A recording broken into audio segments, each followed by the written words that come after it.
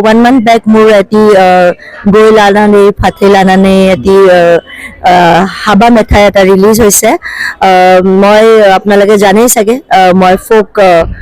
fusion কৰি ভাল পাওঁ আমাৰ মাটিত মিলি যোৱা আমাৰ যোনখিনি গান নাইকিয়া হৈ গৈছে মৰি গৈছে সেইখিনি মই আকৌ নতুনকৈ আনি পেলাই নতুনকৈ অলপমান মিউজিকটো এৰেঞ্জ কৰি পেলাই আমাৰ নতুন প্ৰজন্ম ল'ৰা ছোৱালীখিনিক শুনাব বিচাৰোঁ যোনখিনি নাইকিয়া হৈ গৈছে সেইটো মোৰ প্ৰচেষ্টা থাকে আৰু এতিয়া মই বিয়াৰ গীত কেতিয়াও কৰা নাছিলোঁ কাৰণে এইবাৰ মই হাবা মেথাই কৰিলোঁ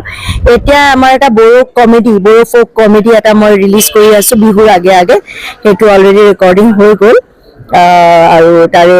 শ্বুটিং এতিয়া আৰম্ভ হ'ব তাৰোপৰি মই আমাৰ বডোফা উপেন্দ্ৰনাথ ব্ৰহ্মৰ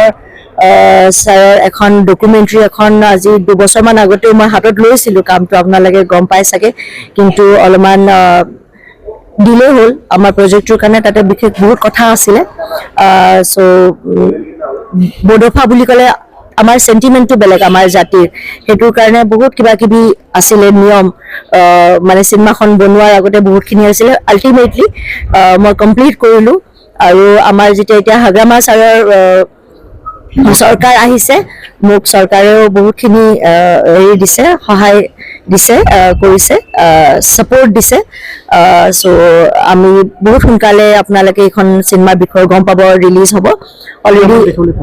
চিনেমাখন একচুৱেলি ডকুমেণ্টাৰীজ আমি প্ৰথমতে ফেষ্টিভেলবিলাকত পঠাব বিচাৰোঁ চ' ফেষ্টিভেলৰ চিনেমা আমি ডাইৰেক্ট ৰিলিজ দিব নোৱাৰোঁ first we have to release send for the festivals তাৰপিছত আমি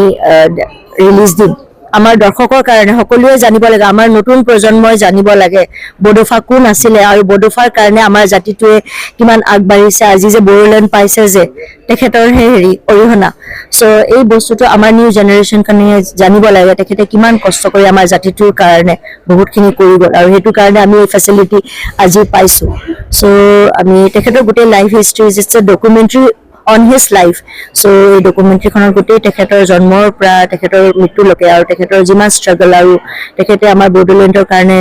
যি কৰি গ'ল আমাৰ জাতিৰ কাৰণে জাতিৰ পিতা বুলি কয় চ' চব দেখা পাব তাতে চ' সেয়াই বহুত সোনকালে আমি ৰিলিজ দিম ৰিলিজ মানে ফেষ্টিভেললৈ পঠাম আৰু এইটো এখন চিনেমা আমি ফেষ্টিভেলত যিহেতু পঠাম বড়ো অসমীয়া হিন্দী আৰু ইংলিছ 4টা লেংগুৱেজত কৰিছোঁ চ' ডেট ইণ্টাৰনেশ্যনেল ফেষ্টিভেলতো আমি পঠাব পাৰোঁ ইংলিছটো লাগে সেইকাৰণে আৰু নেশ্যনেল লেভেলত পঠাবৰ কাৰণে হিন্দীটো লাগে অসমত অসমীয়া আৰু আমাৰ জাতিটোৰ কাৰণে বড়োটোতো আছে আৰু আমাৰ মানুহখিনিৰ কাৰণে সেয়াই তাৰোপৰি আৰু নতুন নতুন আছে বহুতখিনি কাম আপোনালোকে গম পাই থাকিব আহি থাকিব আৰু নতুন চিনেমা এখনৰো মই হাতত লৈ আছোঁ অসমীয়া চিনেমা এখন এতিয়া বহুত ইনিচিয়েল ষ্টেজ হয় এতিয়া মই নক'ম বাৰু সেইটোৰ বিষয়ে চ' কৰি আছোঁ কাম মই যিমানখিনি পাৰোঁ আমাৰ ৰাইজক যোনে যোনে মোৰ এই গানটো শুনিছে খুব বহুত বহুত ধন্যবাদ দিছোঁ আৰু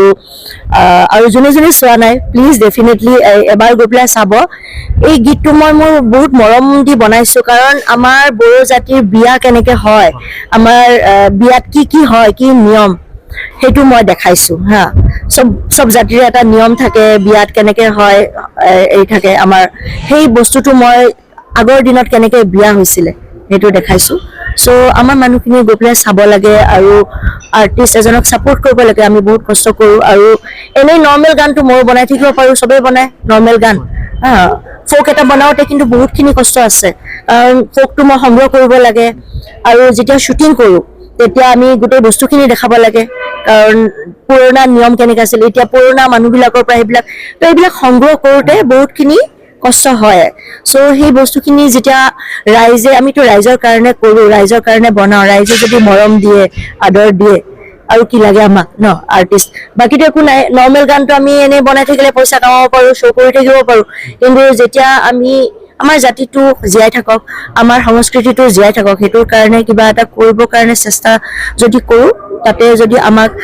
ৰাইজে যদি অলপমান আদৰি লয় ছাপোৰ্ট দিয়ে তেতিয়া ভাল লাগে এটা উৎসাহ পাওঁ আৰু ভাল কাম কৰি যাবৰ কাৰণে উৎসাহ পাওঁ আমাৰ জাতিটোৱে এইখিনি বস্তু আস্তে আস্তে এতিয়া বুজি আহিছে আমাৰ বড়ো জাতিখিনি বহুত আগুৱাই গৈ আছে আৰু আগুৱাই যাওক চ' ভাল লাগে